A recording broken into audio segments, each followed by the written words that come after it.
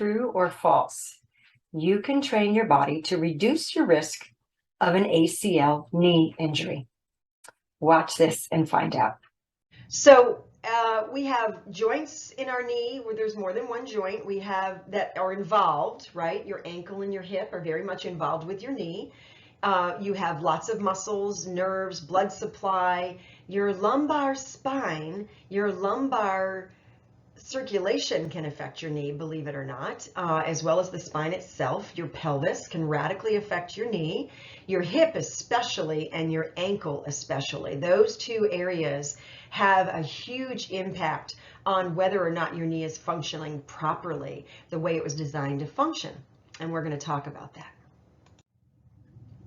So these are the bones, and as you can see, you've got your big leg bone here, the femur, and then you've got your tibia, which is the shin bone. That's the lower bone below the knee.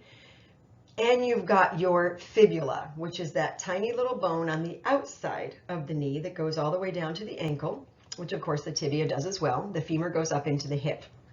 Now, you also have something called a patella, which is your kneecap. And that kneecap is there to kind of help control the work of the quads and some other things. And it has to line up just right so that structures don't get annoyed or irritated or create some friction that you don't want in that area. It's kind of, if you remember those commercials from long time ago, I'm showing my age again, Thomas's English Muffins, the commercial used to say lots of nooks and crannies. Well, that's kind of what the underside of your kneecap is, lots of nooks and crannies.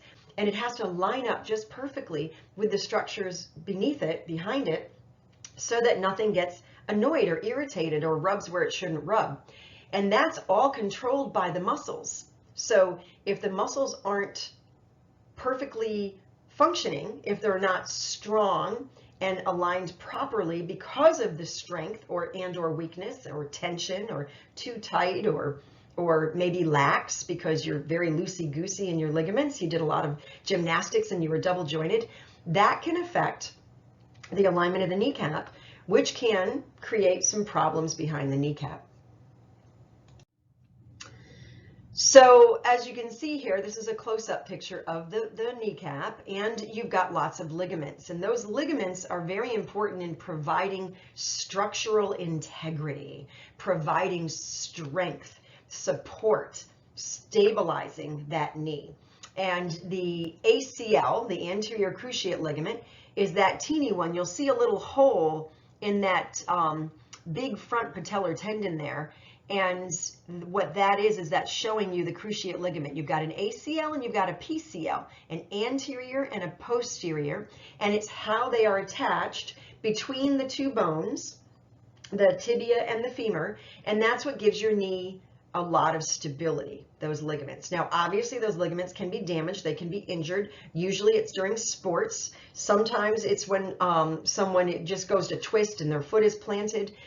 But ideally, if your muscles are functioning properly and the joints are aligned well and functioning the way they were designed to, it's kind of challenging to destroy those ligaments.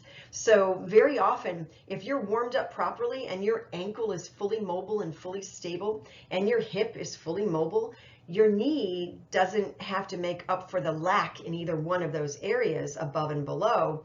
And so it's much less likely, a much lower risk of injury when you're performing sports and other motions.